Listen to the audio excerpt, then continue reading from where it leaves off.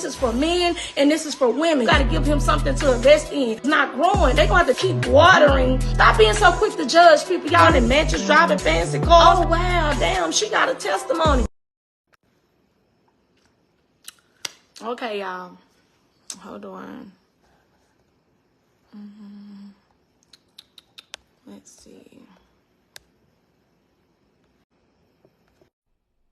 Okay, so now finally we got this shit to work. I was getting worried. Again, welcome. Spill Room episode. What's up, man? I was trying to get it. Baby, you know I'm over here saying, okay, the devil ain't finna win this. Not I'm coming. Not today. Okay, y'all. So let me do this introduction. Thank y'all for working with us. Thank y'all for chiming in. This is the Spirit Room, season 1, episode 7. First time interviewing a queen. Today we got Miss Kaye. Now, Kaye, I know a lot of people know you, but I'm gonna let you give your own introduction.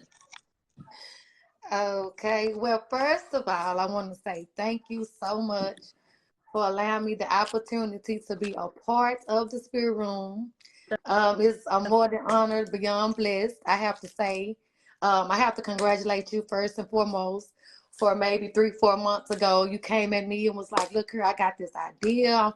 I want to take out with me a podcast. I want to move on my own. I got my name. I want to build my business. This, that, and other." It's just amazing how 3 months ago you came to me and you were just like, just give me the steps. I'm gonna work it out. I'm gonna do it. And then I look up a couple of months later and boom, there you is, blooming and making your moves. And hey, and I want to congratulate you to the fullest for that. And then just not to mention how us as our own people, we don't congratulate our people enough for the right things. Yeah. Like you started from nothing, you didn't have nothing but your name and your idea when you came to me. And now that you are pushing with your YouTube subscription and things like that, it just never seems to fail me how, if we were to say that, we got a job at McDonald's, we'll get 1.6 thousand likes with the promo. Yeah. Not to mention that I done sold McDonald's 40 Happy Meals in 1 hour at $10 an hour. And I done made McDonald's $400 that hour. Now they gave me was $10. But we'll hit the like button on that. We'll find in the Facebook and hit the like book on that. But for you to just start your podcast from nothing, all thing you have to do is sign in from YouTube and hit the subscribe button. It's the same exact steps to congratulate you and say thank you just for the opportunity to be on here. Appreciate that, man. Because like a lot of people don't know, so I'm gonna tell y'all. Me and KK are from the same neighborhood. I've always been cordial with her, but we never just really kick it. But it just goes to show you from a distance, I'm watching you. You know what I'm saying? Like, you remember the day we sitting in church? And I'm like, what? I said, man, what's she doing in my church? Okay. But it just shows you never know what a person is going through, and it's okay. Like I said, I think before I even started the podcast, it's okay to see somebody doing something, especially another Black woman. Like, why am I hate on you? Like, you doing something. Then I started seeing, like, the devil started attacking you, and you started getting comments about your products and shit, and you never let that shit stop you. You kept going. So when you see shit like that, man, you don't be jumping on bandwagons. You have your own mind. You keep going. And I kind of know where you came from. You know what I'm saying?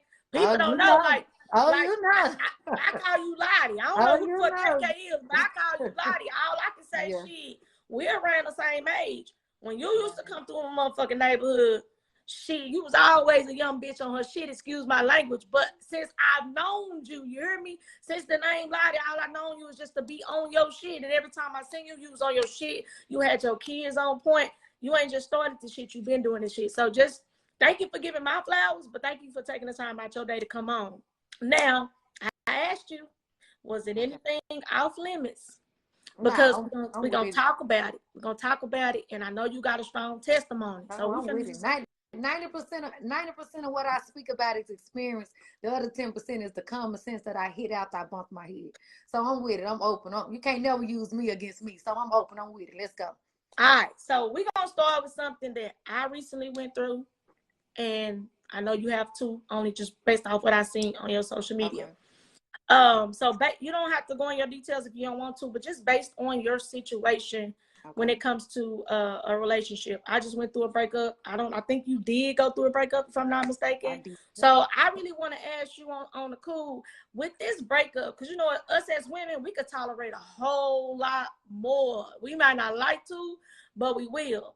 So with that being said, do you think there's anything in your relationship that could have prevented the breakup, or do you feel or hold any accountability for yourself that you feel like, well, maybe you could have did or said something different to prevent that from happening? Oh, wow. So you starting this thing out already ready. Okay. Now stay ready. Okay. So honestly, me speaking as a woman, I'm a woman species. We're all born, the women were born to be the weakest species. We tend to play that tough girl role. We be tough only so long. And honestly speaking, straight from me and my experience, I feel like I let things slide too much because I was like, shit, I can play too. So Yeah. I was letting things slide instead of saying, okay, bye. You know, instead of showing you what it feel like to miss me. So instead, I was letting it slide, and I'm too busy trying to play the game, trying to call myself getting back at you. But the true story is a woman would never break even with a man. We would never get back on a man. We're always going to get the worst end of the stick. So instead of me walking away and showing him what it felt like to miss me, which that's my biggest mistake. I should have did that back then. But now I was showing him, okay, we're going to put this game on 2 players. Next, my turn. Yeah. That was my mistake. I should have left from the beginning. Instead, I'm a big girl. I'm gonna show you how that felt. That was my mind frame. You know, like whatever you do to me, I'm gonna do it back. That's just how we was raised. You hit me, I'm gonna hit your ass back. And we Nah, know for real. men we know what they can't stand. So we can't wait. Oh, okay. You can't stand for me to make no Facebook post and say I'm single. Let me try that. I was doing everything I knew that hurt, which I should have got up and told my ass. Not I wanted to play the hurt, the tit for tat. Yeah. I wanted to play that game, and I end up getting my own ass hurt. Being real, I know y'all tough. Y'all don't get hurt. I end up getting my own ass hurt when I should have left. Because now I get the best results when I just left and showed them what it was like to be without me. That hurted the most. To have that woman missing, not have access to her. He was content long as he had access to me in the midst of him messing up, and I would mess up. But we still had access to one another. When you cut the access off to them, they feel it. They feel like something went missing. So they be ready to put a missing alert out on your ass. Man, but you know what? It be crazy because they say it's, and this is true because I've heard this. Because I'm always around nothing but a bunch of niggas. I just never understood how when a dude do it, we could forgive them, we could take them back, we'll settle, we'll stay. But boy, they can't take that shit back. They can, but they can't. They come back. They just come back with all this. They do like we do. They don't let us live it down. They bring it up. They don't let us live it down. They just do theirs in a different way. You know, they was taught to, oh, you a big boy, get back up. Just brush it off. You a big boy. When we fail, mama babied us a little bit. Come here, Pookie. So, you know, that's the difference. So the difference is they get up and they cry in the car. We get up and we cry on their shoulder. Because mama put us on that. They had to cry outside. Take your ass on back outside. You didn't do nothing but fall, hit your head. Go on back outside. So that's how they do in relationships. They get on up and they cry ass in the car. Their homeboy know they're going through.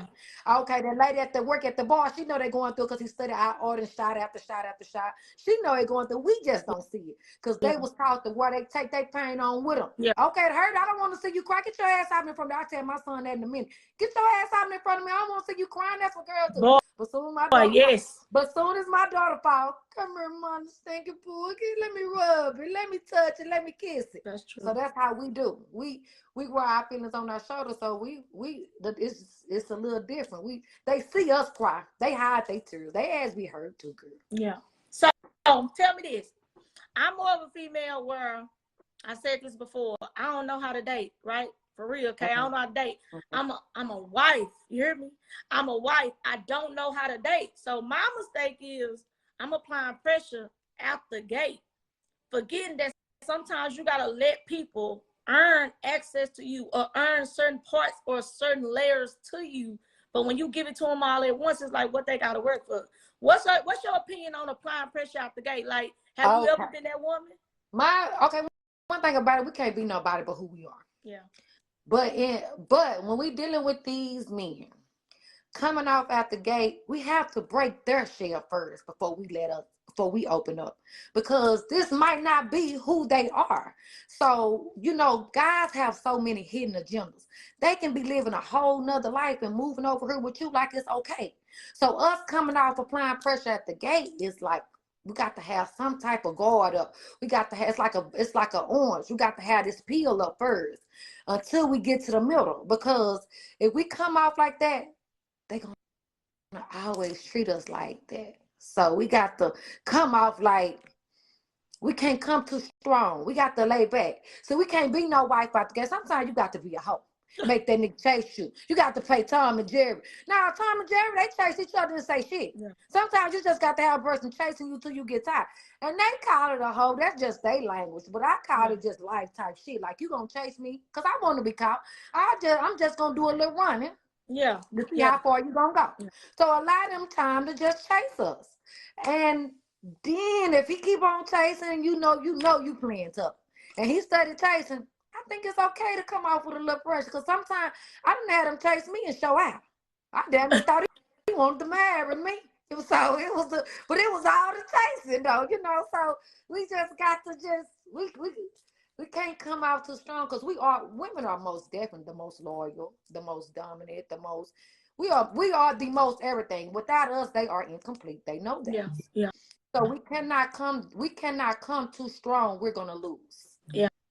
We can't never give too much. So we got to come out. We can't come off as wifey duty. Yeah.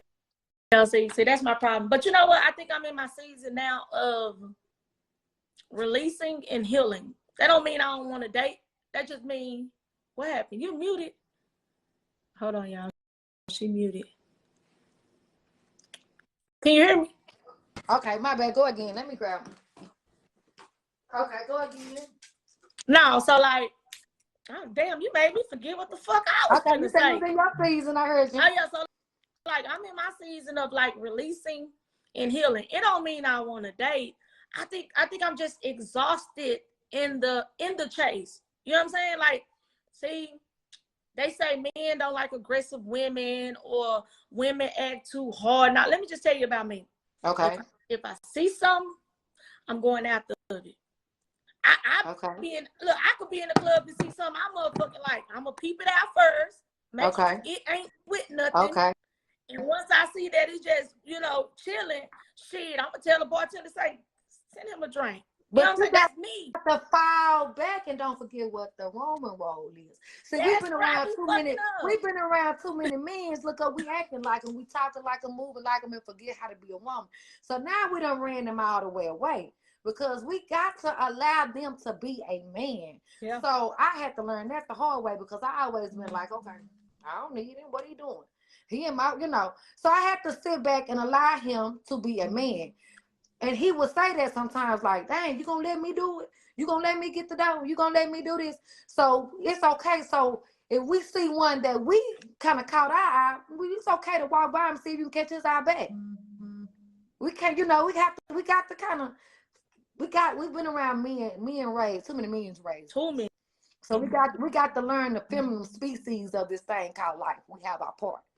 And we have to remain a woman at everything we do. So therefore, we have to allow him a chance to be the man. Yeah. So we can't come off on him acting like the man. If he a real man, we don't ran him out. True. If he a real man. Now, if he a little boy, you caught his attention all the way, because he's looking for a save. Yeah. But if he's a real man, he don't like that. He's going to be all the time. Which one of us wearing the pants? Who doing it? Come on, you going to let me? Can I open the door? He's going to be, okay then. So we have to, and then you have to get with the right man to show us that just like they have to be shown things, we have to be shown how to be treated by the right man. So if we sit back and we done got a hold to these little boys and they started allowing us to act like we the man, because he need them, he done probably ain't had no raising no way. Yeah. So we fell right in time, because our upbringing plays a major part on our love life. Let's be real. Yeah. We want what we was missing as a child. Yeah. So if he was missing his mom as a child and you pulling in and doing those things, he's going to allow that. So, but a real man not going to allow you to do certain things. But we have to sit back and let him be a man. I agree with that. And you did just, I want to pick it back on something you said. See, I don't really call myself aggressive on the cool. I just think it's more so. I do believe that different people or different men that you date, in our case, because we women, I'm tired of trying to fix the words, but will bring that out of you. So like if a person was to observe me and say, oh, she's too aggressive, she's too this, I just probably ain't met that person that makes me like listen, I want to be submissive. I don't mind following and allowing a man to be a man, but I need to follow a motherfucker who know where the fuck he going. Now we ain't submitting to everybody. No, we ain't following no damn fool. We ain't doing none of that. You can't tell me, say, man, let me do this and let me do that. Well, first of all, I gotta observe you to know that you're capable of leading this household. I gotta see those characteristics in you. I can't just one day. I've been doing this shit by myself too long, so I don't know how to just turn it off. Now, once you make me feel comfortable, you ain't gotta tell me what you're gonna do, but I'm gonna watch you. I'm gonna study you. Once I see, you know what, Tina, it's okay. I can take my cape off around this nigga.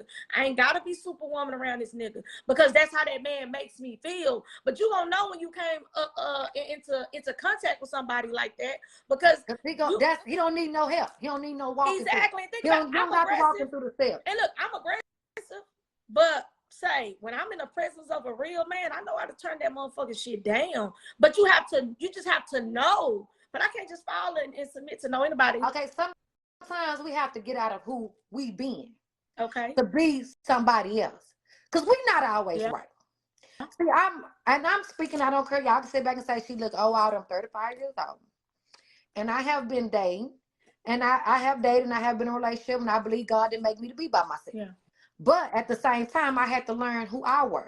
You know what I'm saying? So in the beginning, the woman I am today was not the woman I was 10 years ago. I have an 18-year-old child. I have a 17-year-old child. When I was 16 and 17 years old making mistakes because I was looking for love, I'm not that woman I am today. Yeah. So I had to sit back and find who I was, what I was looking for. See, I didn't even know what I wanted in a man because I had never seen no good man. Because it goes back to me thinking, okay, I think I got a rich nigga because I ain't got nothing. Because he giving me $100. I'm thinking he's somebody. I think I got me a rich nigga. And now I got a nigga that's able to do more for me than I'm able to do myself. I think I got me a bad motherfucker. Until I got hold to a bunch of hundreds, I found out I didn't have myself shit. Yeah. So boom. Then I get another nigga that got a place to stay, and now I ain't got no place to stay. So he taking me to his house, and he got nice couches and shit, and I ain't got none. I think I got a bad motherfucker. Girl, he got somewhere to stay. He let me over his house. Until look up, I get my own place. I said, boy, this nigga didn't even have no goddamn floor mat over there. I had to be the guy. I got stepped out the tub on the goddamn burnt floor. He didn't know what a shower curtain was. The floor was wet. I thought it was something until I went to moving around and growing and finding the woman that I am today. Because that was something to me when I didn't know no better. When I was in my 20s, that was something to me. Yeah, they pulled up in that nice car, but come to find out this nigga sleeping in this car. Pop this goddamn trunk. You gonna see shoes and every goddamn thing. I thought I had myself something. I didn't have shit. Yeah. I had a nigga that had a car that made it look good, but when it came time to go to bed, he acting like we got to do her, go rib all the time. He ain't got no goddamn where to go. Sleep. Goddamn. So we have to grow and get to the next level. We think we got ourselves something until we get to the next level. And I sit back and look on the old pictures of me like I thought I was the shit. I want nothing, but I grew. It's just like cars. Every year they grow. In a minute they're gonna be flying. Every year it's a new technology, it's a new something, it's a new this. So I look at that as me, the person I am. When I look back and they be like, girl, I didn't know that was you. Good. That mean I done came a long motherfucking way. Pat me on my back. Yeah. Thank you. You didn't know that was me. Because every year I'm supposed to get better. Yeah. That's why they making them cars better every year. Time gonna bring about a change. If you stay stuck, if you want to, that's your ass, Mr. Postman. Because we going on farther. And I'm not gonna be that little girl I was when I was 21. I'm gonna be somebody else today. I'm talking about tomorrow too. So we have to figure out, we have to grow within ourselves. So we're jumping into this guy that we think is something, but he might be something to her because she ain't got shit. So you can lead her because that condo downtown look good to her. It ain't shit for me and my 5 kids. It's in that goddamn way. So, different roles play different. So what's good to you, what look good to you might not look good to me. Yeah. So that goes to show like the type of guys we date. We got to date somebody on our level and our standard and our lifeline. I'm not mad at nobody for living in a condo downtown. Good job. If I didn't have no kids, I'd be at that motherfucker enjoying myself. You understand what I'm saying? I wouldn't have all this shit on auto pay. Because I'd be so somewhere chilling. You see what I'm saying? So it's a difference. And then you meet a man that's content and comfortable with that's the only thing he got is one bill, no kids. If he do got kids, he not claiming them because he done left them. He don't want us to know that he's a deadbeat. He's not a real person. So now, how can I start out submitting to somebody I don't even know who he is? Man. And that goes back to the Barbara, this is Shirley. Because when the old girlfriend called me, she finna hurry his ass out. Yeah. She finna tell me the part I ain't got to go through on my own. And I said that to say that I'm told you 90% of this I'm speaking about is experience. I done lived it. Because Kim was already telling me before. I just didn't listen. Because thought I was in love, but I didn't have myself. Yeah. But it's okay. I bumped my head and I learned. So everything they was telling me was the same thing I ended up going through anyway. If I would have listened, I would have never went through that. And they say warning come before destruction, so yeah. It do, but you know, we young and we saying, girl, she can't call and tell me nothing about this nigga. She mad because she just want him. But everything that bitch was saying was the truth. That's because we too busy comparing ourselves to, man, girl, how she look versus how you look. Her.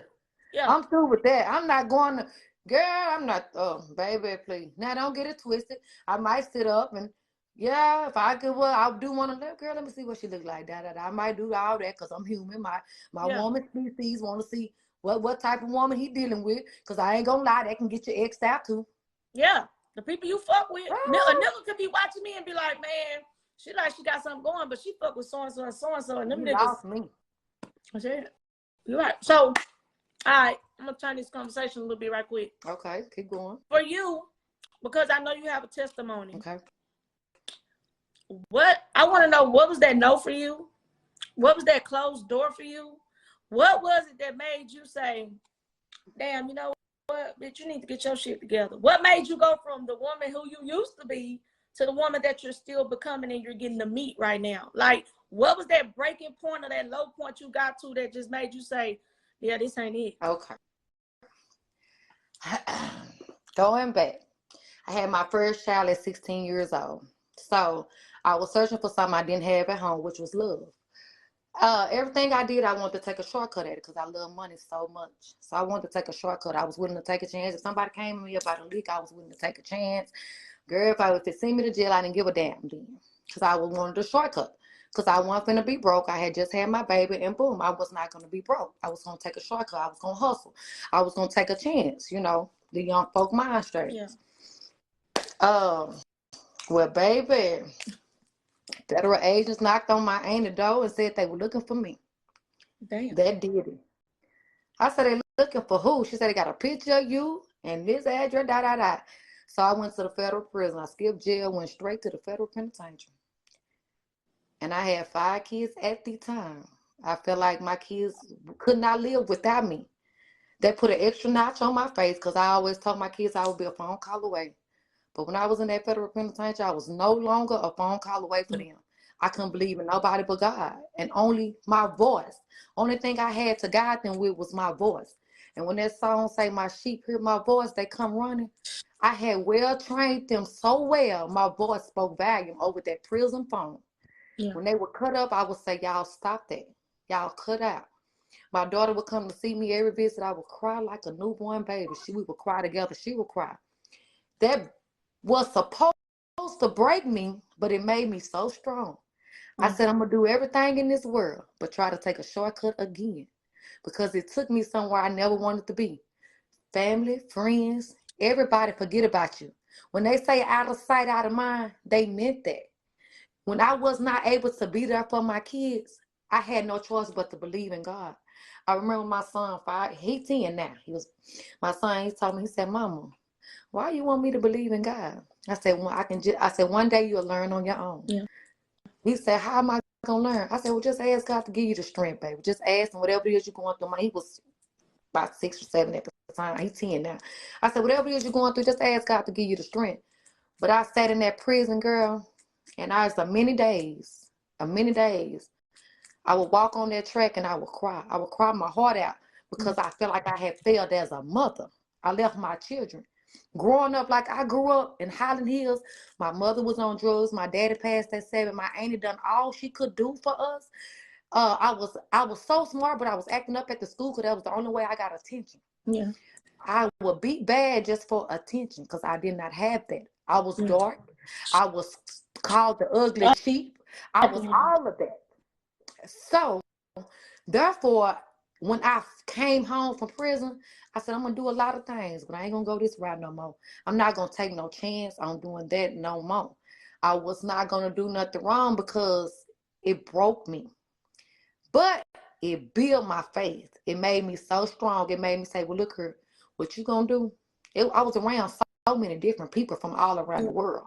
I met a lot of people in there. I said, well, what you going to do? You're going to find a way to build yourself up. Because if you hit this low to where you would walk on that track, I didn't do no exercise. The only time I went to that track was to cry. I was, those are the days I would say I was filled. I couldn't take no more.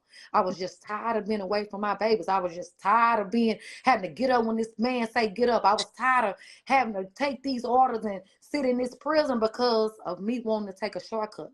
So I told my kids, it ain't no shortcut. You're going to run, but your ass going to get stopped. It ain't no shortcuts. Yeah. So when I came home from prison, I looked at life totally different. You can't squabble with me. Yeah. You can't, I'm not going to do nothing. Yeah. It ain't even worth my while. And then I'm living too good right now anyways. So if you'd come in that prison, yeah, you could have got a squabble out of me. But her, nah. That was my testimony. That was my wake-up call. I ain't telling y'all to go to prison. Don't go. But that was my wake-up call. I left my children. And I knew that I can do everything in this world but leave my kids. That was my mind from day one because I was left as a child. I didn't have nobody clapping for me when I went across and got my 8 on the road certificate. Yeah. I didn't have nobody doing none of that for me. I didn't have nobody. When I got the PTA letter, I knew to throw that away because there wasn't nobody to show up at the school because my auntie had to work. So I had hell as a little child. So I said that what made me the mother I am today. I said I'm going to do everything but leave my kids. I'm going to always be a phone call away from them. And that told my phone call away. So I was forced to build my faith and say, well, God, you did it because you protected all my children without me. Yeah. Yeah. So I think I kind of recall that time because I think I remember. I don't know if you remember this, but I think we was at church one Sunday. Okay. And you and the kids went up and you got the prayer. And I was like, wait, I think you said it. You told me. You was like, I'm finna go. And I said, you finna go what? And that was hard. I didn't tell nobody until like the 2 weeks before I had to leave. And I knew like, what day I was leaving. I was like, now I know her and I know of her, but what the hell because she did that bad to go? But I will tell you this. Rather you telling me what you just told me because I didn't know all the shit in between. Wasn't none of my business. You ain't wasting no motherfucking time. From the time you became free, you didn't waste no time. I've been home. I came home February 14th of 2020. I've been home 3 years. Now I couldn't waste no time. I had an assignment. God had an assignment for me and I was going forward. And I wasn't going to stop. I was on a mission, baby. Because he had already assured my faith and all that. Come back thing when I get off the thing. He had already assured my faith. So that was enough for me. So I was on a mission. I wasn't going to let the devil couldn't stop me. That was out the place. Human ain't tough enough. They don't know enough. So humans show enough couldn't stop me. I'm too strong for them. So the devil went attacking your kids. When he see he can't get to you, he'll find another way. But okay, that's another story. But moving right along. So, I was yelling. I was trying to yell at the kids. Okay, so tell me this. So that kind of explained to me and answered for me like what your no and shit was. So earlier in the conversation, you was like, which is true. A lot of shit we went through in our childhood has a lot to do with how we interact with people today, rather in relationships, friendships, things like that. Mm-hmm. They say a child never forgets 2 things. A child never forgets who took care of them, and a child will never forget who mistreated them. Mm. Now, when I ask you this question, I'm not asking you to name names. Gotcha. I want you to tell me, for the woman you are today, I've heard this question before. What would you tell? What you say they called you? Black what? The black ugly duckling. Today, the black beautiful queen you are today. What would you tell her? What if genuine? Just forget we even online. What would you literally, if you had the opportunity to know what you know now, and could actually speak to that little girl? What would you tell her? It ain't no shortcuts, baby. It ain't no shortcuts. It might seem long, but it's gonna be right on time. Yeah. It might seem like forever away. And I said this in prison. I told my prison sisters the day I was leaving. It ain't a day I ever waited on that didn't show up. When I was waiting on the first day of school, it came. When I was waiting on the last day of school, it came. When I was waiting on that big birthday bash, it came. When I was everything, it ain't a day I ever waited on that didn't show up. So I would tell that girl, it ain't no shortcuts. Your day is coming. It's already been planned. It's guaranteed. It's coming. Might not come when you want it. Might not come fast as you want it, but it's coming. It ain't, I don't care if you want to be rich, if you want to be hood rich and have everything a broke nigga need, that day coming too. Every day, that day coming. It ain't a day I ever waited on that didn't come. I used to sit there and say, I can't wait to come home. Because, baby, me and my kids, we might don't make up this time I'm gone. But we going to make up, baby. And it ain't a day I ever waited on that didn't show up. And we made it. That's what I would tell her. Be patient because it's coming. Your time is coming. You cannot rush it. You're going to hurt yourself trying to get it too fast. Yeah, now that shit I feel. Now, I'm talking about that's everything. That's a relationship and everything. I can relate to you on your testimony a little bit. I was the darkest grandchild. I was insecure as fuck. Do you hear me? When I had buck teeth. We was what they call dirty kids, and it was only because all my cousins and shit are older women. You feel what I'm saying? Okay. So like we didn't have shit. My mom was on drugs, in and out of jail. Okay. We lived with my granny. When we lived with my granny getting food stamps and shit for us, but she's selling our food stamps and shit to the other family members. Ooh. They taking vacations and shit. Okay. And we the slaves. My granny would have card games, dominoes games, and she got me, my little sister, and the brother, and we serving. We serving the burro. We giving the motherfucking Aunt Betty the goddamn spitting Folgers can like we was the slaves. You feel what I'm saying? Right. So like when I tell people, I ain't one of them. We was inside. I wasn't no outside, out the porch type female. You know what I'm saying? I never had nothing, but I'll tell you something I learned. Even though I wasn't good at shit, Lottie, I'm gonna call you Lottie. I don't care what they say. That's me though. That's my name. I became the best thief in the world. I gotta tell you this because a lot of people don't know this shit. Jan Irvin. Okay. Miss Morgan. Choir teacher. Yes, I know exactly what you're talking about. Love Miss Morgan to death. I stole from that lady. Know the nails. In her toes. Yes. I stole from that lady. Let me give y'all a testimony right quick. My mom was in jail. It was me, my little sister, and then my brother Tweety is 4 years older than me. My mama in and out of jail. Who looked out for us was hood niggas. Like, you know what I'm saying? If I seen Ding Wing, if I seen motherfucker Tat Al, if I seen motherfucker Black Charles, that's who looked out for us. You know what I'm saying? If Miss Penny and them truck was down there, it was the niggas in the neighborhood. That's why I'm just fucked up like that. Okay. It was them who made sure that we ate. You feel what I'm saying? Okay. So long story short, I remember one day, you know, I didn't have nothing to do, and I was like always a teacher's pet. I don't know if they feel sorry for me or pity. So I'm in the motherfucking choir room one day, and I hung out with Roxy Bell. I don't know if you know who the fuck that is, but the girl named Roxy Bell. And so Roxy say, Miss Morgan purse in her purse. And I was like, okay, I had never stole a day in my life. You Miss Roxy, her purse. And I'm like, her purse? And I say, what? She said, yeah. So I go in there, it's like $42, Lottie, $42. I didn't know stealing was wrong. All I knew is if I seen something that me and my siblings didn't have and I wanted it, I felt naturally that I was responsible to make it happen, right? So I took this money, but I split it with the girl. She said she was gonna be my lookout. So I split it with her. I kept 22, I gave her 20. Okay. All right, at the time, my aunt, Bobby mama, she worked for an insurance company. So we had like, my mama was a black sheep. So we was the nothing ass kids. I was gonna get pregnant early, like my mama got pregnant at 14. So it was almost like we were already told we was not gonna be shit, even before motherfuckers we were born. You know what I'm saying? And then you got my older cousins who mom and them had the money. So that was like that was my granny favor or whatever. So anyways, I took this money, Lottie, and the next day, I go to school and they call me in the office. They called me in the office because the bitch that said she was my lookout don't motherfucking snitch. She don't told it on me.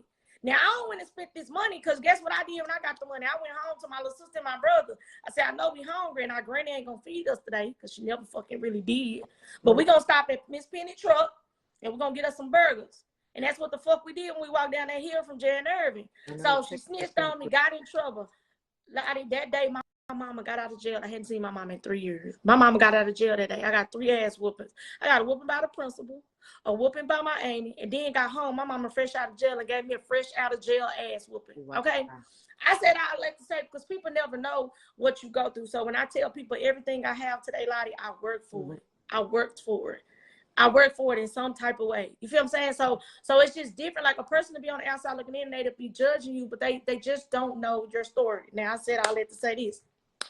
If it's anybody that you could say thank you or they help you along that way to get to that point of this elevation that you're on, is there somebody or for you it was just your drive, your motivation? Or is it somebody that really just was like, baby, come here, let me give you that hug you to have. Let me show you that this the way.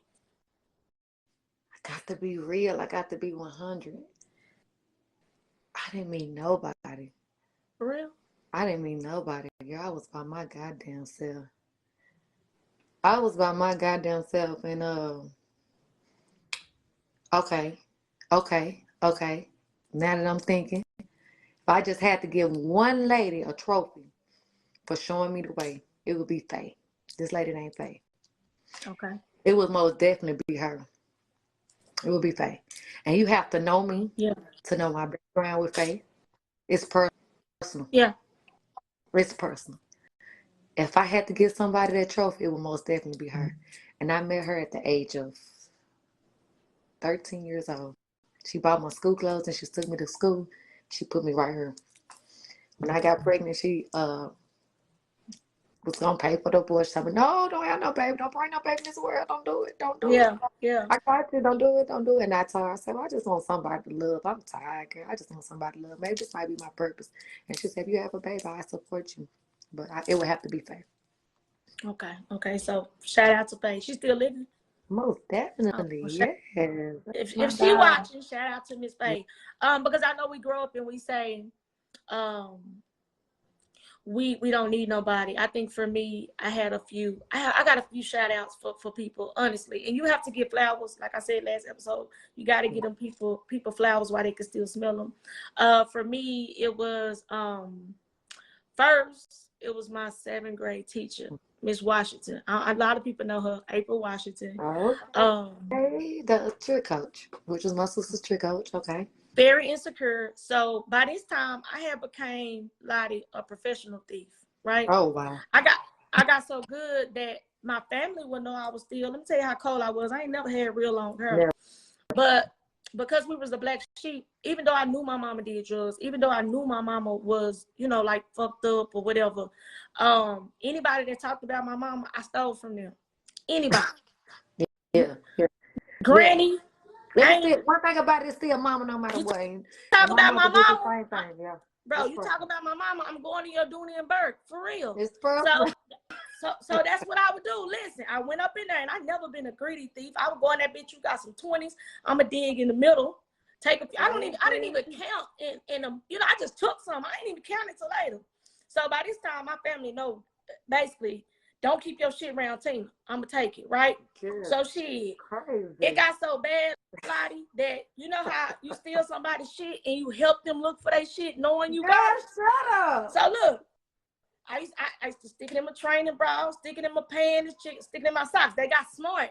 So anytime I was in the building, they would really count before I would leave. So if my mama come pick me up, whatever, they would count that shit before I left. Then they'd be like, oh, I got $60 missing, Tina took. Let me tell you what they would do. I got so used to them checking my bra, my panties, and my socks. I stopped sticking it there. I said, all right, Tina, you got to stop.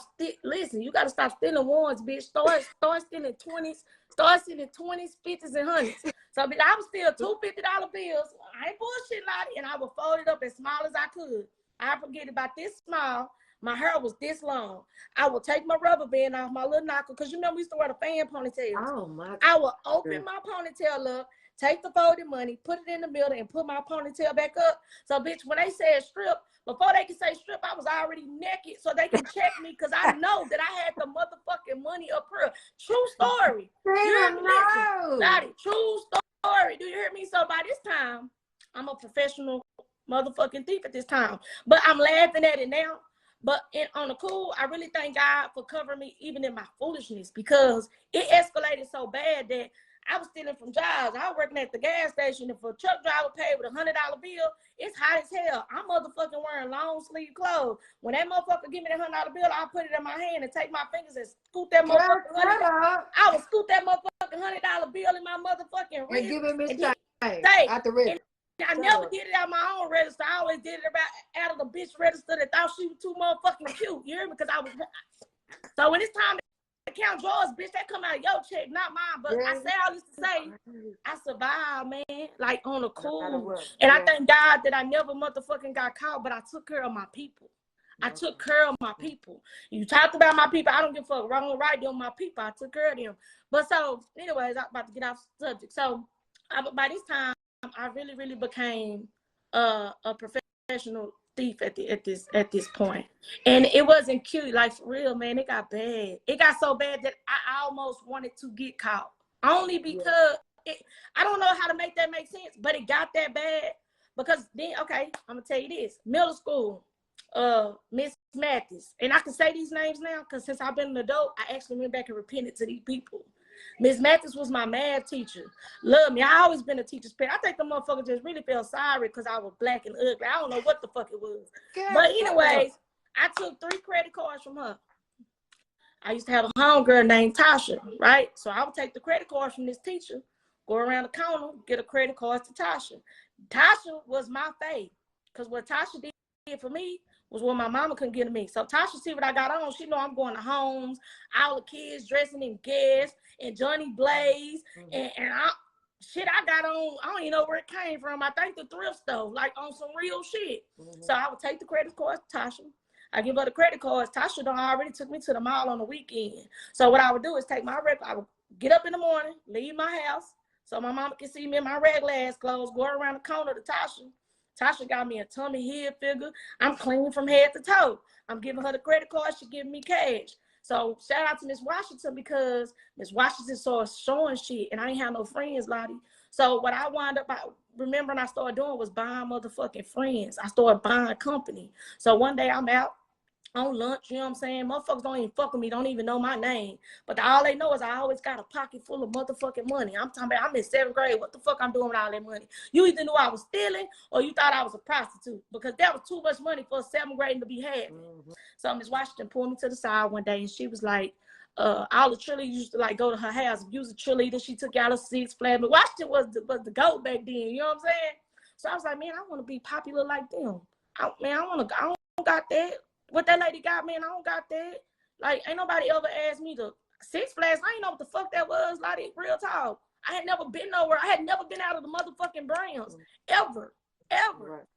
But to go to Easy Shop. That was it. We didn't get to do that shit. That's what stopped me from stealing. So hold on, see. So Miss Washington pulled me to the side one day and she was like, I'm not even gonna ask you where you got that money from. But she said on the cool, you why you feel like you got they telling me you buying everybody's shit. When I say buying shit, Lottie, I'm buying bitches I don't even know shit. They like, hey, can you do this? Can you do that? I'm being used. That's dumb. But I'm getting attention. And it feel good. And I like it.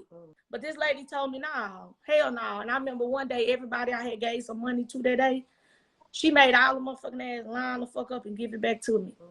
And she told me, she said, baby, you're beautiful. Like this lady started talking to me and I'm like, man, what this lady? But it made me cry because she didn't know that she was speaking into me. And she saw something in me that I couldn't even see in myself.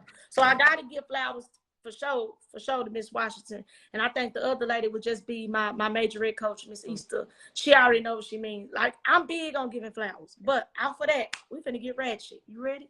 Okay, let's go. So he came into this with you, Signet, and you really trying to please, but you can't never please him. I read a book when I was locked up. It says she can't never compete with him.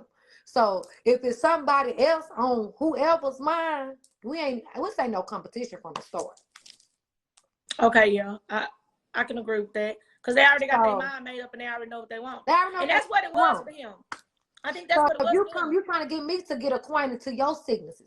If this ain't me, this ain't finna start to be me. Now I'm not coming trying to change you. I don't want you coming trying to change me, but I will adjust. But if this is something that you want all the time, this on your mind, you sickening. This is what you like. So you might need to go find somebody that's like this shit like you. Because if you're not feeling it, evidently you're not feeling it. So, man, it was hard. if he had somebody that was feeling it, they'd have took the girl up on that offer like this because they was already feeling it. So he need to find somebody on his page because it don't sound like y'all on the same page. Baby, first of all, it was so out. It was fun. At what point, I'm not gonna lie, the relationship was fun, but there was no substance. There was damn near open. Huh? It was damn near open, so I knew it was fun. But it was, that's the whole thing. It wasn't even open for me. Like, I think what made me not for you.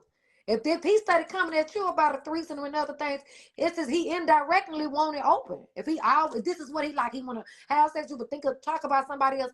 He's easing. It's like crowbar. He easing it to open it up. It ain't all open yet, but he's trying to get you into the mood. He's trying to ease you into the mood of the things he like.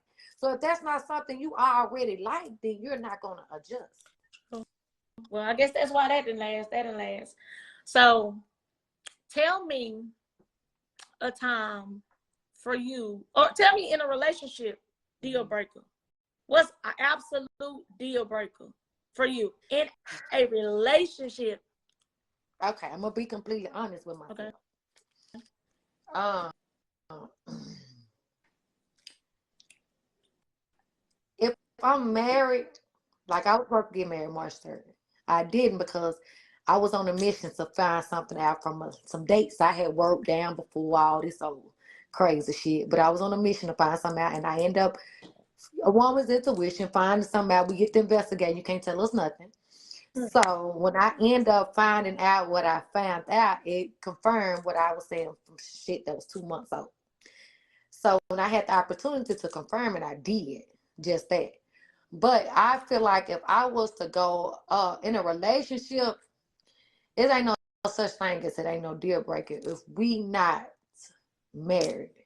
I feel like it's the reason why we're not married because we're study trying to figure it out. We're trying to see if this is what we want to do. So if we don't make it to the point to where we not married, we can really call it quits at any time. It depends, if you got to have your mind made up that this is who you're gonna deal with. If I go ahead and make my mind up that this is who I'm gonna deal with, and I choose to get married, I don't think it's gonna be no deal breaker. You gonna draw the life insurance on me, or I'm gonna draw it on you. Like honestly, when he asked for his ring back, I said he must gonna get it out the case because that ain't coming back off my finger. Even if we don't make it. I feel like if we go, and I ain't never just went that far with no guy. So it's like you have to take a break, let it go. If it's meant to be, it'll be. But if we go all the way to get married, ain't no deal breaker. Okay.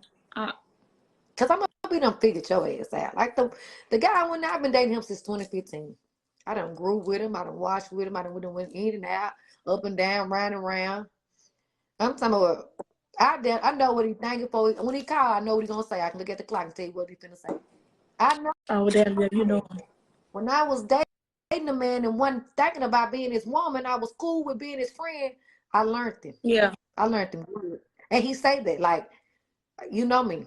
Yeah. So it's like, if I go all the way to get married, ain't no deal breaker because it's a reason why I just took that big old step.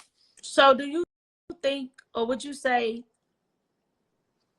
see, after being heartbroken sometimes, some people say I'm done with it. Some people say I'm not. As for you, with you just going through this breakup, would you say you done, or? I ain't even done with love. I love him. He ain't gone nowhere. I ain't gonna never be done with love. Look at me. Am I supposed to be by myself? I'm supposed to be loved on. True. Why would I give up on the best thing and that's love? Shit. I ain't say a lot of things gonna fail. Just because I failed that test didn't mean I didn't come back and pass it on the next one. I don't give up on nothing, baby. Nothing. Yeah. You ain't knocking me out with no punch. Yeah. If you let me back up, I got a chance. I'm not giving up on love. I ain't that bitter. I ain't that mad. Yeah. I think God made somebody for everybody, and I don't think nobody's supposed to be alone. Shit, I agree with that. I really do. And it's just, it is what it is. And even if me and him don't work out, I don't know what tomorrow. If I might pop out with a woman, y'all mind y'all motherfucking business. I'm still finding love, bitch. I'm trying to figure it out. For real. Get out my business. If it's love, it's love. You know, I ain't giving up, dog. Nah. Give up ain't for me. I ain't gonna say I gave up. I think I'm just more. I'm more in my. You know how they used to say.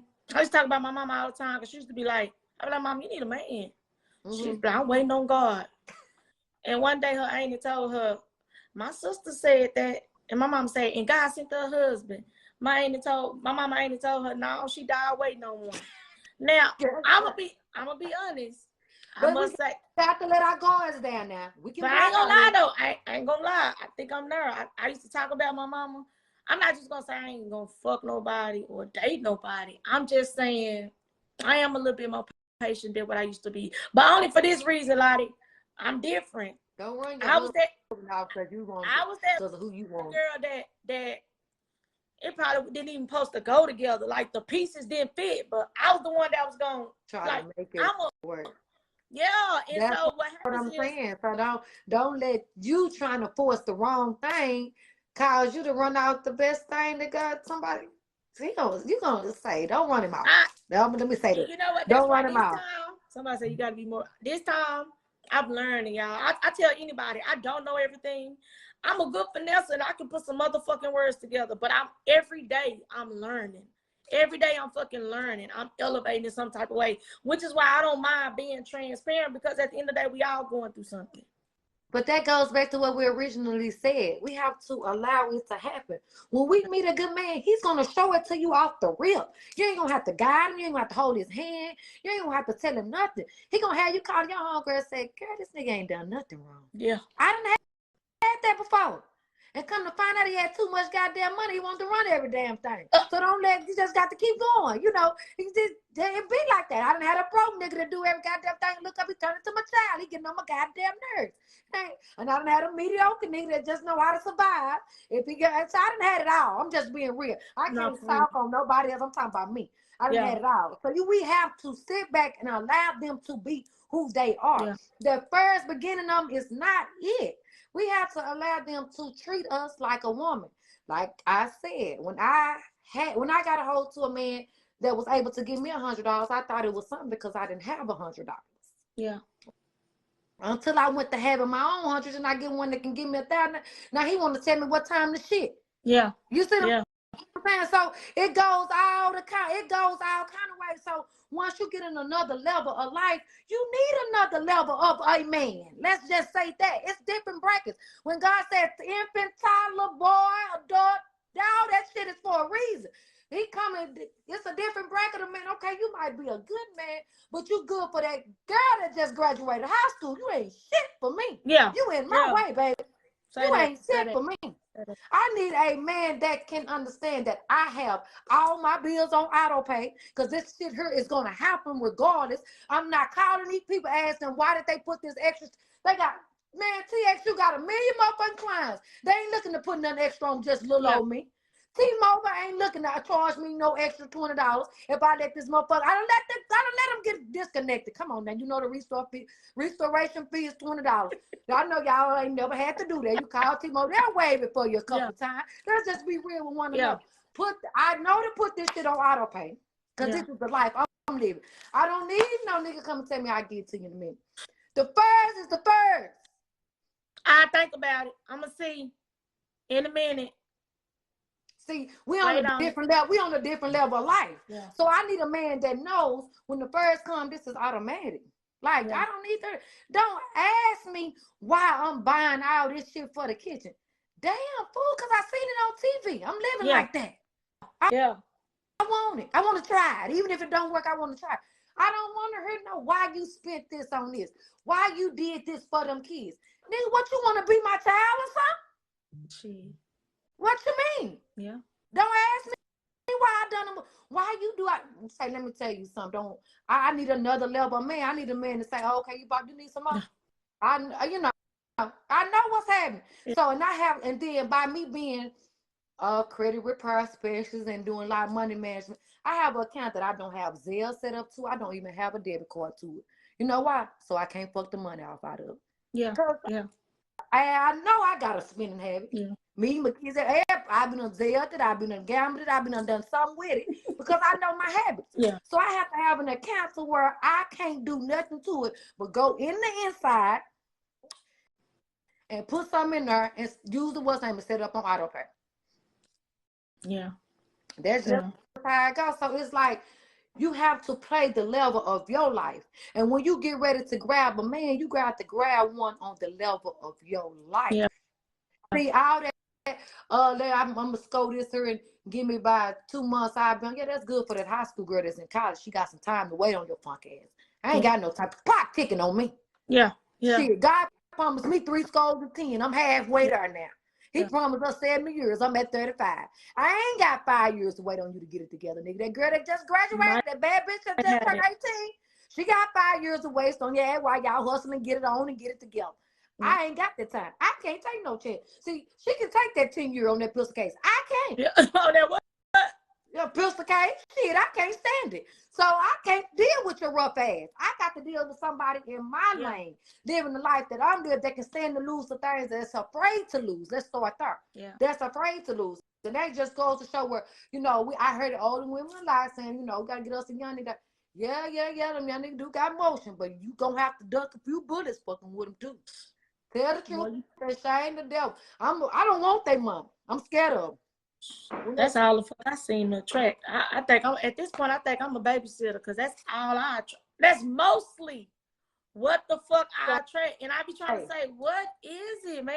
If I play Sir Charles, Johnny Taylor, and he don't know the words, it's the wrong guy for me. But what's shocking, these young niggas, they but you know what? If he don't know the words, it's the wrong guy for me. Because let me tell you something about their music, will let you know a lot about him. If all day long he want to hear bop, bop, bop, bop, bop, bop, bop, bop, bop, bop, bop, bop, all that loud shit, now my nerves bad. My nerves bad. That's me telling Mother, turn that shit down up there. Turn it down. I can't hear it. Turn it down. I can't hear that all day. I don't want to hear NBA Youngboy. I like a few of his songs, so all that's cool. But if I'm not gonna hear this all motherfucking day long, I think I'm just tired of the, like you said, the raising. Because that's what they search for, because us as women, we allowed that. Yeah. So if you, just like you said, you came into it being submissive, sometimes you got to play the cat and mouse. You got to act like you don't want him. No, goddamn well, it's looking good. Can't stand it. You understand what I'm saying? Just can't say, I swear I be like that with my, like, baby, he damn near not my ex no more because he been looking so good to me lately. And I miss him. So I'm just like, wait a minute, just give me a break.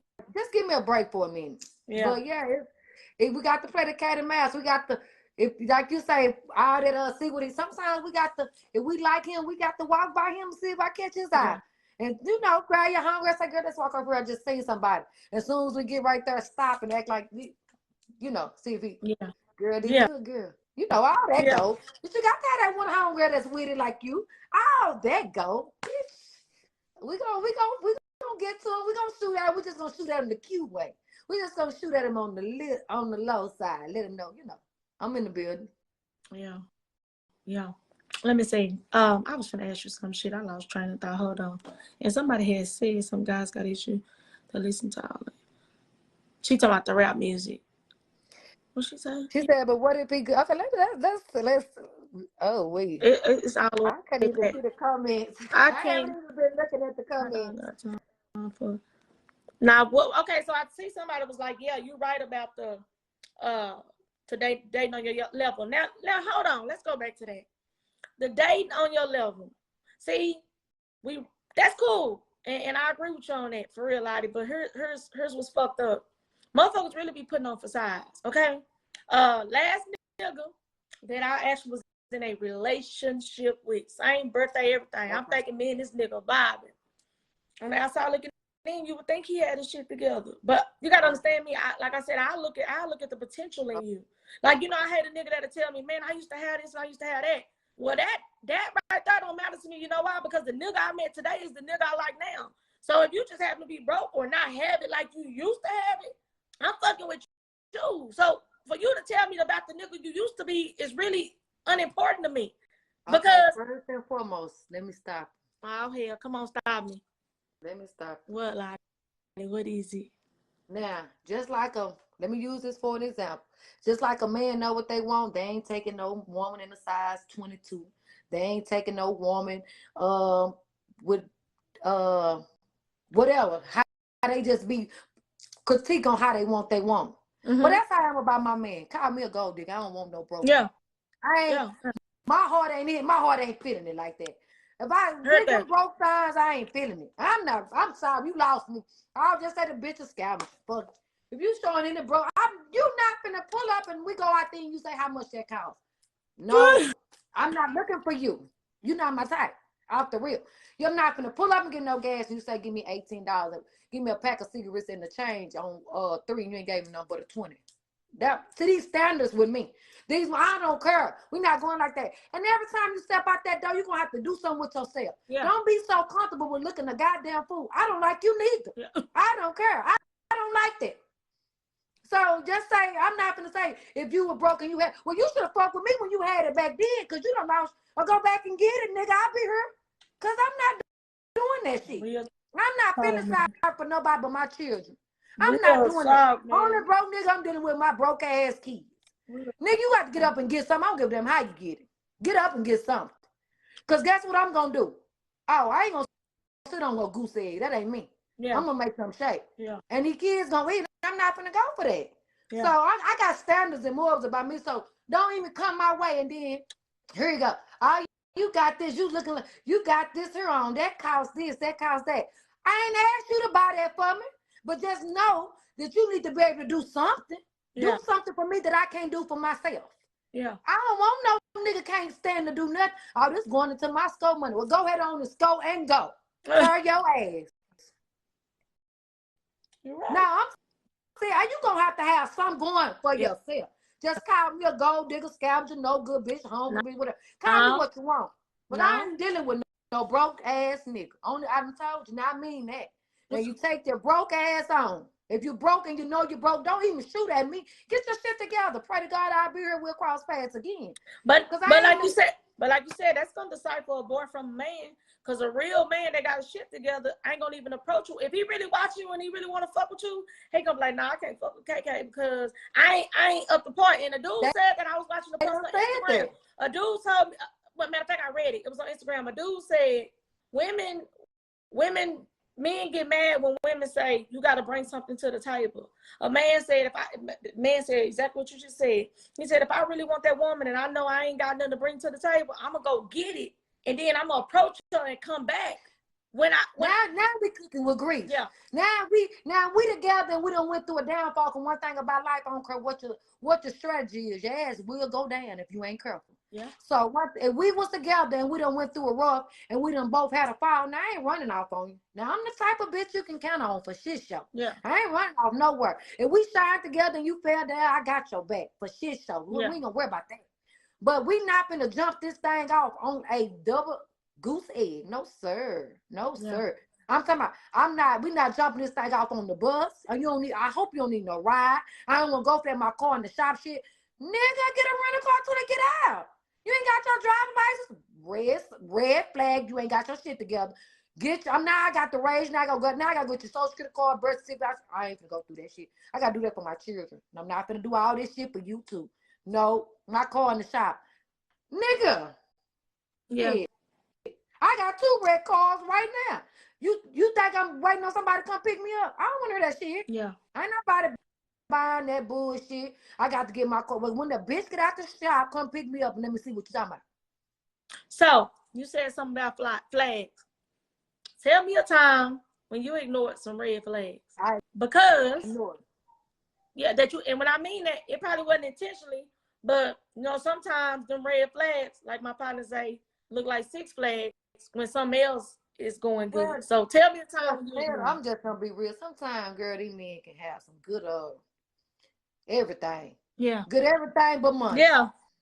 Yeah, I done had one like that. I got to be real with me. This motherfucker got everything good, but the money ain't right. Yeah. So I done ignored that shit because I can handle me. Girl, before you know it, I probably started liking him. Now I got to try to bag about this shit because this shit ain't right. Yeah. It's okay. He got just enough. You know what I'm saying? But he just ain't got it. together. But we just vibing and cooling. You know what I'm saying? We vibing conversation. And I can hear, I heard it ain't together, but we can't go no far. I know we can't go no far. It's just conversation. We can't go no far. Yeah. So it's just like you ignoring the red flag, but you know it's there. That plays a lot to do with why a person don't move forward with you. And you wondering why, girl, what happened? We was talking, da, da, da. I just didn't want to come out and tell you didn't have it all the way together. Yeah. You know what I'm saying? But you were good people, though. You just want enough for me to just go that extra mile with. You know what I'm saying? You just, the red flags with us, sometimes we ignore them because they're good people, but we can't go nowhere with them. Yeah. Then they get mad, just like now they get mad because you run on back to your man. Yeah, because my man know that I'm acting fool. Let me just go and keep dealing with who know me. Yeah. Let me just keep dealing with who know me. I ain't got the argue. I ain't got the fuss and fight about what's due and what's needed over her. Yeah. You see what I'm saying? That's what stopped by that. So the conversation be good, but why all that nah, that's red flags be there. We just overlooking for good conversation. But eventually it got to fall apart anyways. So they'll be together. Schooling time. Okay. So you've been through some shit. Okay. You got a lot of knowledge. Okay. You got to school, so I'm gonna give you some subjects. Matter of fact, I'm gonna throw some words out there or some situations, and then you school us on it. Let's go. Fighting over nigga. In any type of fight, not physical or any Barbara Shirley. We can talk about it like that. School me. Okay, what you mean? You talking about like physically fist fight? I'm talking about period. Like back and forth with a woman or a nigga. School. Yeah, I do a little bit of that, but I ain't gonna go too far. I do a little bit of that. It's gonna have to be on the woman. The woman. I ain't falling out with you. We ain't finna have to call no police or none of that. I ain't going that far. But I listen. Yeah, you can tell me something. You can tell me something. I listen. You can. Yeah, you ain't. I ain't mad at you. You ain't did nothing to me. Yeah. So why would I come? If you do choose to reach out to me or what the case may be, why would I be mad at you? True. So okay. It ain't gonna go too far.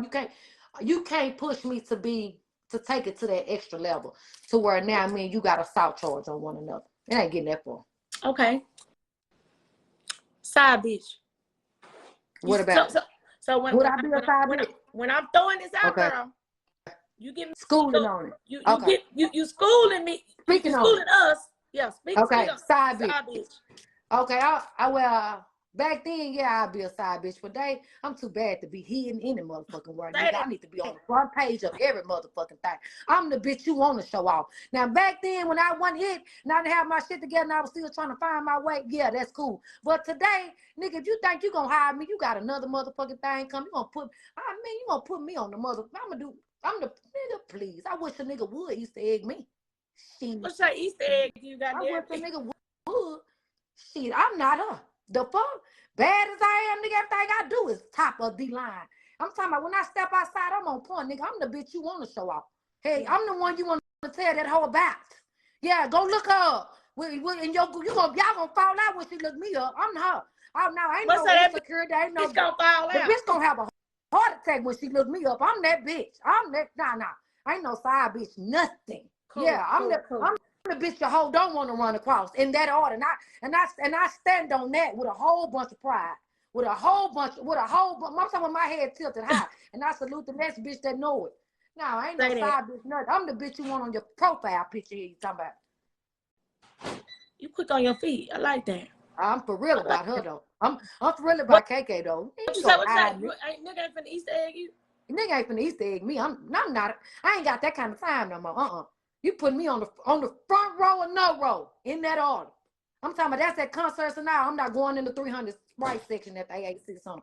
No, put me down there where they at so we can be seen. We ain't hiding nowhere we go. And I mean that. But okay, you can go to the next. Cool. I'm trying to see how to word this. Okay. Let's get up for you're a woman, so of course from your point of view, fucking your homegirl, sister, or somebody, a nigga they used to fuck with or trying to fuck with. You get what I'm saying? Like, say your sister, your homegirl, your cousin. Okay. Fuck with. My Lord is so real. I make a nigga feel bad for getting at me. Don't if you see me in a picture with her, don't even holler at me. Yeah. My Lord is so motherfucking real. We cut niggas up behind clothes though. We tell me and my homegirls, we sit up and talk about them like dogs. We cut them up. They don't even know what we talking about. We showing each other and everything. Yeah. We ain't mad. We still playing crazy like we don't know that they in both our inbox. We think that shit funny. Yeah. You can never cross us out. We too silent. That's little girl shit. We grown. We up and moving and pushing around. I'm not gonna never fall out with my ace, my best friend, my sister, or my dog. I don't even want. I play cards with a group of women. It ain't a nigga they brought around to catch my eye. Cause it's too many on my thigh. That shit don't give me brownie points. That shit don't make me feel good. None of that shit. If you get at me, I think something wrong with you. Yeah. Cause I think you only doing it just because you might have seen us on a piece together, because you seen us together. Them niggas be knowing. Them niggas be knowing. That's why now, you'll never cut me that motherfucker. You'll never say you had me and my sister. You'll never say you had me and my age. And if you had me and my best friend, we didn't know it. Cool. We were young. We grew up we were too young, too dumb together. But when we grew up, we talked about it. We laughed it off and kept it pushing. But I'm going to show my dog for shit show. And guess what? We talk about so much shit. A nigga can't even get at me. I'm not say, bitch, you know him. Just out the blue. I just might add. Because sometimes I feel like it'd be a motive. I swear I'd be like, who sent this nigga? Yeah. Yeah. Yeah. So I be on that type of shit. Me and my dog be on that type of shit because I know how we rock. And we rocking and we on every set together. So a nigga love to say they had both of us. Yeah. Come again. Yeah. But we both will try to get some money out of them though. Since you want to play us like that, we're gonna try you. I don't even give him. I'm having that shit. He can have that little old money. I probably got more money than him anyway. That ain't it. Upstairs, thank you. He probably ain't even got more money than me no way. So tell him he can keep it. It ain't worth it. It ain't even worth it. I promise. And I meant that. I line the shower. Man, bye. Take that little shit. You need it. Go give it to your kids or something. Cool. We'll date each other and spend the money on each other. Give me baby mama, baby daddy drum. I don't even do that. I don't even do that. I'm so God. I say when I had the baby by, you know the baby hurt. My baby daddy can tell you. I don't do that. I don't call him. I don't ask him for nothing. I don't even do that at all. See, I got my five. If you holler at us, you holler at us. If you don't, you don't. Them your kids. That's your job to keep a relationship with you. I don't put them on child support. I don't do none of that. I ain't got that kind of time. I'm on to the next. I know my role. I know my part. I had these kids. It's my call to do to take her. If my baby daddy give me something, it's a bonus. I might go get my hair and nails done with it because my kids gonna be covered when I wake up. I make sure they good before I lay it down. So I don't none of my baby daddy females even bother me because they already know. I ain't after my baby daddy. I ain't coming at him with no kids. I don't allow my kids to spend the night nowhere. So my baby daddy be steady saying, you ain't gonna let the baby come over. Well, I think about it. He already know how I'm feeling anyway. No. So I sleep better when my kids at home. My son 18 told him I still think he's 14. He still got the ass to leave the house. I sleep better when my kids at home. So I don't even want you to keep them. Okay. Tell me this. We see shit every day, all day. You more of a mind your business, stay in your lane type shit. Mm-hmm. But I'm pretty sure it's something you don't see, something that don't bother you, or something. So basically, this is like a 2-in-1 question. What is something that you've noticed when it comes to us women that if you had the platform to do so, or if you was a motivational speaker, you would speak to women? What is something that you would tell some women that you've noticed that bothers you, that makes your skin crawl, to encourage somebody else? Say less negative about them, even if you know it. Stop feeding off the negative. Even if you know it's true, why repeat it? When negative shit hit me about a female, it ends right there. You never heard me dragging on, girl, she went through this, girl, she did this. I never drag on negative. Even if someone bring the news to me, it dies right there because I don't get excited off of that. Oh, girl, her baby did this. Oh, girl, she left her. Oh, she went through this. It stops when it hit me. I don't drag that on. That's something that if a woman going through something, it hurts my soul, honestly, because I feel like we're so pure. We born with pure hearts. We are done the worst. Yeah. So I just wish if I could empower another woman to tell her, even if it is wrong, even if your opinion is, it's some things out of her that I might agree with, but I don't repeat it. I don't keep it going. I let it die. You're not gonna never see me make a post insulting a woman. I don't give a damn what it is. That's just something I don't do. Now I go in on a man real fast because he ain't it.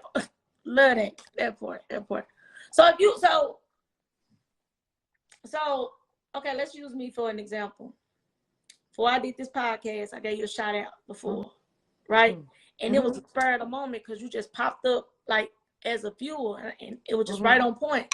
And ever since that day, it clinged on to me, and I give you your flowers. So let's just use this gatekeeping. How do you feel about gatekeeping? Like, don't get me wrong, like what you do with your service, your credit repair and all that shit you supposed to charge. You got shit like that, but you got some motherfuckers out here that really gatekeep, that don't want somebody to outdo them or overdo them. So it ain't that you holding information or saying you can't charge for it, but I'm talking about gatekeeping to the point where what's wrong with helping somebody else or motivating somebody else, or just like you hit me up and was like, Tina, how I get a shirt? What is your opinion on gatekeeping? Like, how you feel about that as a woman? Well, you know, one thing about hatred is real. One thing about competition, people be in silent competition with you and you don't know it. So you could be hitting up the enemy and not even know it. They could be already mad at how you moving and how you grooving and things like that. So they already internally mad at you and you don't even know that. So sometimes when you run across genuine people that's really genuine, they're going to volunteer to say, hey, girl, if you need me, you know, feel free to reach out to me, da, da, da. They're going to give you little bits and pieces without even, because one thing about knowledge, they can never be deprived of you. So if it's something you want to know or something you need to know, you should.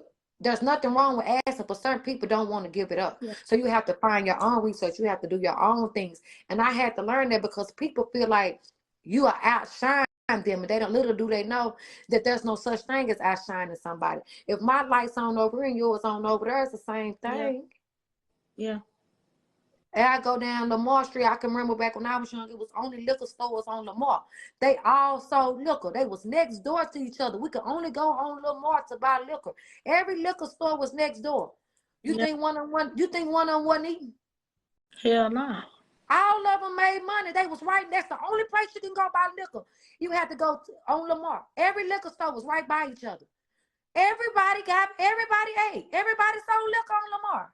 It's us. It's us because we believe that it's okay, just like we believe it's okay to congratulate a child that got their diploma and went and worked at McDonald's. I'm going to beat the goddamn shit at my daughter if she go get a job at McDonald's after all this shit I done went through. You mean to tell me you going to go up there and stand on your feet and make these people $400, sell 40 Happy Meals and make these people $400 in 1 hour and they give you $10? Yeah. I'm going to knock the fuck out of you. That ain't what I taught you. It cost me more than that to raise your ass. Don't go get your diploma and go work at McDonald's. As soon as you post, you got a job. You got 1.6 thousand likes. These people who are comfortable at the bottom, let them stay there. Okay, move. I'm ready for the next one. Man, she quick on her feet. All right, so let's go back to the kids because I spoke on the kids and then you did your video about the kids. I want you to elaborate a little bit on that. I think I said something similar way before. I was just like, yeah, we'll give our kids everything up under the sun, but we don't introduce them to have a relationship with God. Then you backdoor to hit it with shit. We really did fuck them up. You, me, we all do because we give them material shit that we didn't have. I want you to really kind of dig in that because a lot of people really don't understand that or how important that is. Some people didn't even catch what the fuck you said. Oh, wow. That's so strong today. Like us and our generation, so much stuff that we did not have. And you know, that was the thing we said. If I have a child, you know, my baby not gonna go through none of this I went through.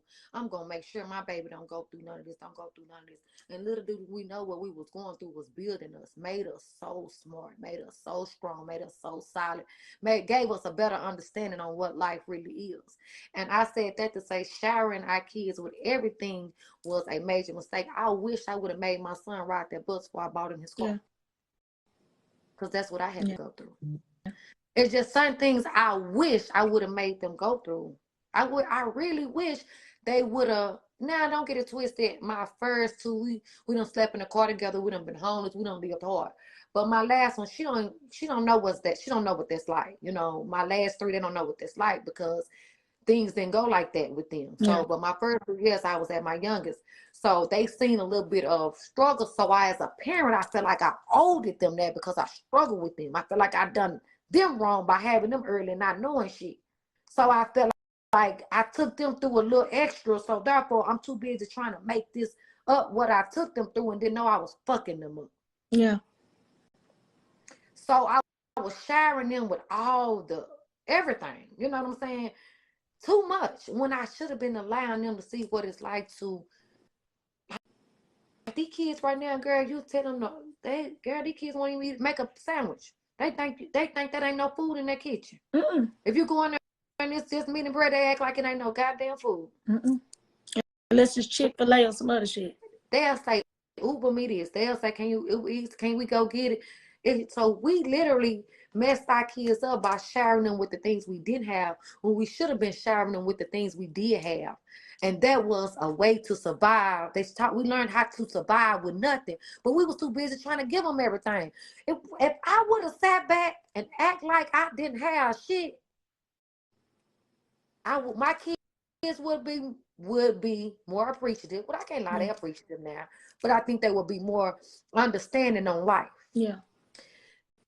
They would be, I think, more humble. Well, they are. I can't say mine's not humble. My kids are chill, but I would say they will understand a little more. That because it's crazy. It's really crazy, and I try to instill in them so much.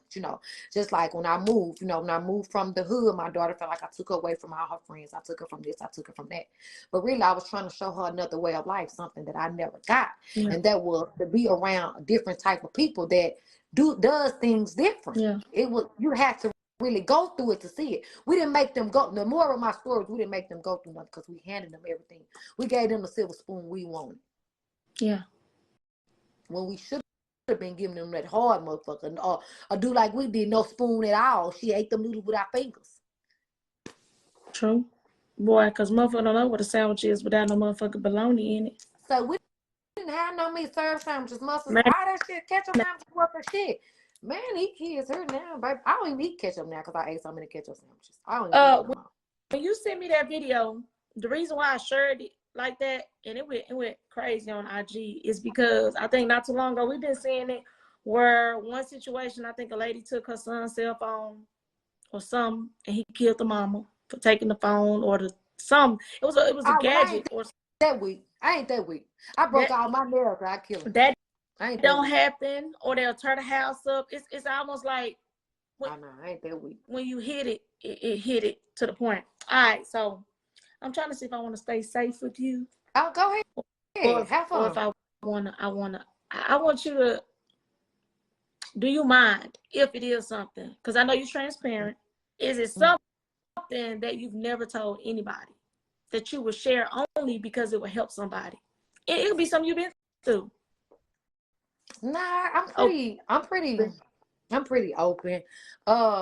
If people that know me kind of know I had a rough life.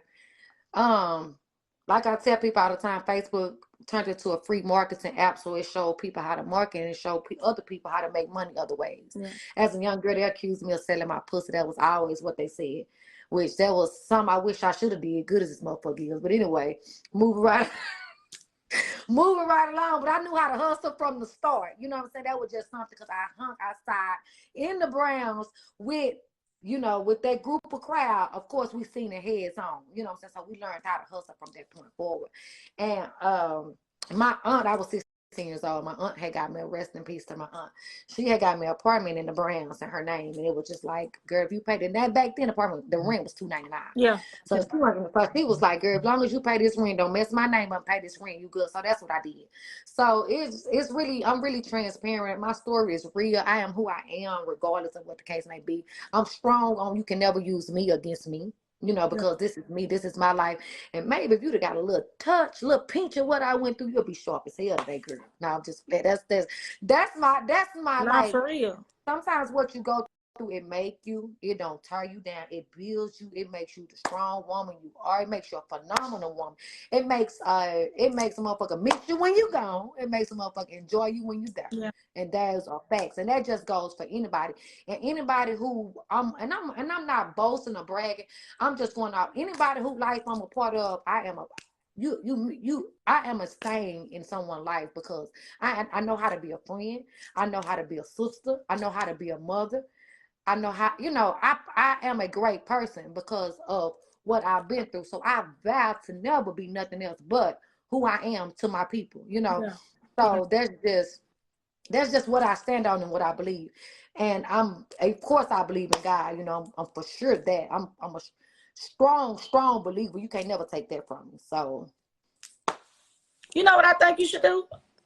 You ain't never thought about doing a book?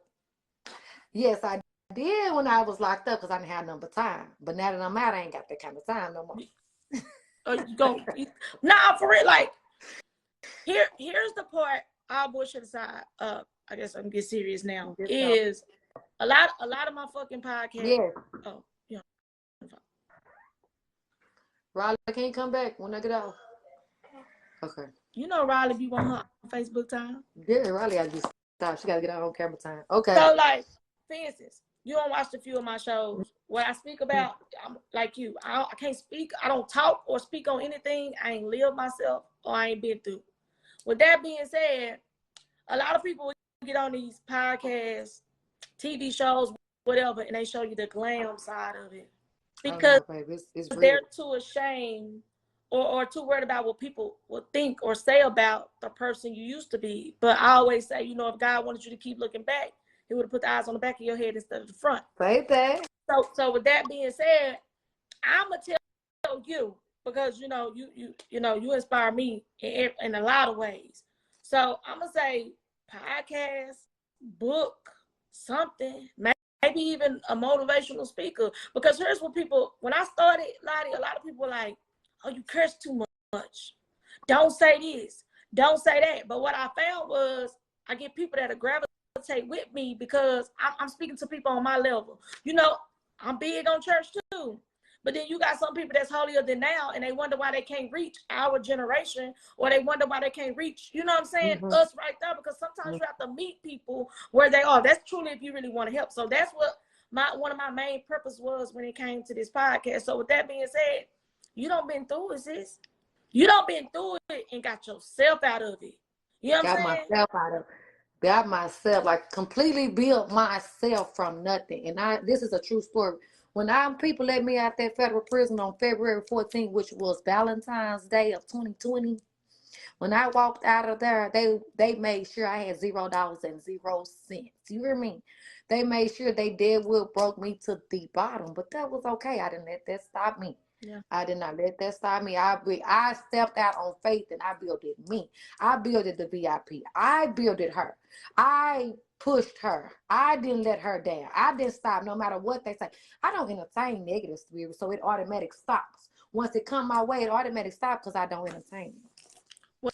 But I'm telling you, you need you a platform, something. I'm gonna need you to do something. I ain't figured it out yet, but I know because really, like I said, I think it wasn't even a podcast. It was a live. I was going through some shit. People don't even fucking realize that for real, your testimony will help so many fucking people, man. Right. Especially us brown girls, us brown girls, period. Brown, dark brown, because it's somebody watching this live right now, or somebody who's gonna watch it later, or somebody who's gonna listen to it. And this is gonna help them. You're gonna get some inboxes and be like, man, yeah, you need to go and do it, like for real. I might just ask you, don't sit down. I know you got many, many talents. I know you're a Jane of all trades. And I don't get complacent. So to anybody that's watching, if anybody told you to stick to one thing and let it ride, don't listen to them. Because it's like a chair with one leg, baby. If you remove it, you fall. So keep yourself busy and stay in as much as you can get in, as long as it's helpful to you and your family. As long as it brings you a string of income. If it ain't even blossomed yet, begin to write it out. Start it out. Build it out. Start somewhere. Do not get complacent. It's nothing wrong with 2 or 3 jobs. It's okay. Yeah. So even somebody else in the comments, somebody said, seriously, Lottie, like for real. I think you have a gift. Okay. Besides your many talents, Lottie, for real. You have a gift, and I feel like some of the things you've been through in your life is for you to go tell somebody.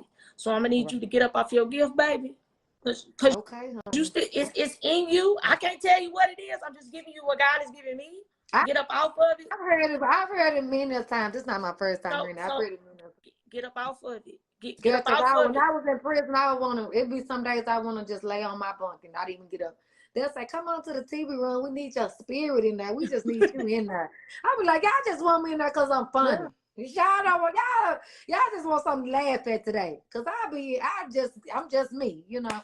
So that's all I can be is me. But you know what? Your story is my story. My story is your story. It's like the little light. I'm going to be honest with you. Growing up, you had some insecurities. You said they called you the darkest. You went through all this shit. You blossomed into a flower. What? Well, you had to go through that, Lottie, because your light now is shining. You light up rooms. You don't even have to open your fucking your mouth. You can just walk in the room. Now, anybody that know the old you gonna keep holding on to the old you. But that's them though. But the shit you went through, that shit that you had to climb up out of that mud. Yes. That's your life. But don't. When they call me the ugly duckling, you know what? Something that always stuck with me. You just like a baby. The pretty ones can't do nothing but get ugly. The ugly ones get pretty. You better say it. So you better say it. I see them and they always say, "Girl, you grew up to be so pretty." I'll be wanting to say, "What you thought I was gonna stay ugly?" Oh, okay. It's real though. It's real. Glow up. It's the glow up for me. If you go look back at her, good. When you come back and say, "Girl, you look good," that's a compliment. Because I seen some people that look like they ain't like you won't know what I went through until I tell you. Because I sure ain't looking like it. Like I tell my daughter, every time you get up, I'm trying to teach you etiquette. Every time you get up, have some clothes on, girl. Good, wash your face. Don't you dot that door without. Don't you get out that room without washing your face and putting you some clothes on before you dot that door. You sound like my damn mama, for real. Don't dot that door unless you're ready, baby. For real. See, I didn't have nobody to teach me that. I was outside in my pajamas, my bun, my hair thing. I was outside. I didn't have nobody to teach me that. But I'm gonna make sure I teach my daughter that. When you dot that door, girl, you better get it together. When Riley dot that door, she got her lip gloss, she got her purse, she got everything. Cause she ain't missing a beat. No, Riley, man, that's a little princess right there. She gonna run. She already run shit. She gonna run shit. I don't talk to her. I don't talk to her like I don't talk to her on live. She'll tell you. She didn't even want you to cut it out. So man, how'd it go? I'm gonna say this though, like Lottie, for sure. I do gotta have you back on. Let me say that. Okay. We're gonna have to link. We're gonna have to put something together. We need to. It's too much similarities there. It's too much pain that we came through there. We got a link. Yeah. We're gonna have to do some shit. I'm gonna figure it out. I'm gonna throw some ideas. I know you be busy. I do know you be busy. But feel free to reach out to me like you did once before. You know, I'm always a phone that's call one away. thing about me. I was always told if you need help, ask. So I came to you. I got in your inbox. I was like, I know she busy. She might not respond, but your ass responded. And when you responded, you know what I'm saying? You can't do nothing but respect that. You feel what I'm saying? People got shit to do. I ain't too Hollywood. No, not yet. Not fucking yet. After a while. I'm not too Hollywood. Look, I'm gonna stay right. Look, after a while, motherfuckers gonna have to go through a book and just to talk to you. I already said that though. I said that. Tell people that all the time. They were like, she do her little podcast at her house. That's all right, bitch. It's all right. Just watch. Just to plan a lunch with me, you're gonna be having to go through 2-3 people just to get to me. Keep watching. But once again, for sure, thank you so much for having me on. It's been a pleasure to everybody that was listening, and I hope you guys picked up an earful. I hope you guys learned something out of today's message, whatever it was. But just know it was the pure truth. The truth don't need no help. It falls out by a goddamn self. Remember that. Yeah. So, whether it's my story or your story, whoever's story it is, learn from it. Because, baby, I wish I had somebody to hold my hand and walk me through step by step and say, don't do that. I had to literally bump my head and get back up, bump my head and get back up. So 90% of my story is experience, and other 10% was the common sense after I bumped my goddamn head. It was too late. All right, so tell me this. Tell me before you go. Let them know if they don't know how they can contact you, reach out to you, social media, and what you got coming up next. What's in store that people need to be really looking out for Lottie that's coming up next? Right now, I really don't. Right now, I'm just I don't have nothing big going right now that to be looking out for. I'm got some I'm kind of doing under closed doors, and I want to kind of wait before I explore. But I am the VIP. D as in dog, A as in apple, VIP, where everything and everybody is VIP. I have the VIP vending. If you guys are interested in any vending machines, feel free to reach out to me and contact me. They are reasonable. The VIP closet, the VIP hair, this beautiful hair come from the VIP hair. Feel free to reach out to me on social media at the VIP KK on everything. It starts with the VIP. So, other than that, that's all, folks. Well, again, thank you, Lottie. Appreciate it. Love you. We're going to get closer. I'm still watching. keep going, cause You too. Don't stop. Your watch. little podcast gonna be a big podcast right out of somebody's studio, which would be the spot, what it called? How you pronounce it? So it's the spill room. Spill room. Look, I appreciate it. I'm gonna bring you back on. I'm gonna edit this, of course, shoot it to you. Make sure you get it on YouTube. Yes, and ma'am. we're gonna do this again. I love you. I hope you have a blessed night. Bye. Thank you so much.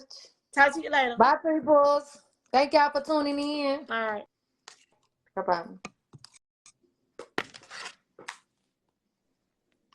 Okay, y'all. Thank y'all so much for tuning in. That was the Spirit Room, season 1, episode 7. You can catch it on YouTube tomorrow. I hope y'all have a good night.